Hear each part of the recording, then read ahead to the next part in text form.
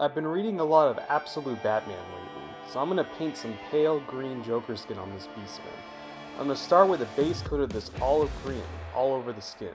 This will help establish the shadows of the diseased skin, and will help establish the gross green tone that I'm trying to accomplish as I layer up the lighter tones.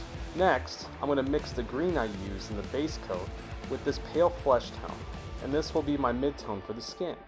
The ratio I used was about 75% of the pale flesh to 25% of the green. I'm going to cover up the majority of the base coats I just applied in thinner layers.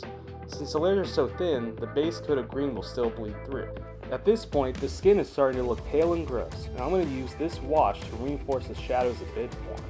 If you're careful with layering in the prior step, this step is optional.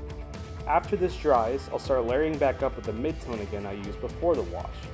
Because I darkened everything with the wash, layering back up with the mid-tone is going to act as my first highlight step for the skin. I'm going to apply this layer even more strategically to the higher points on the skin and edges of the limbs of this goat. Because this is the same tone I used prior to washing, it blends smoothly with the previous layers. Finally, it's time to apply the final highlight.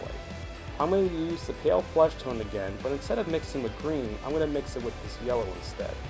I'm going to highlight the highest points on the skin, and the yellow in this mixture is going to make this skin look even more jaundiced and wrong.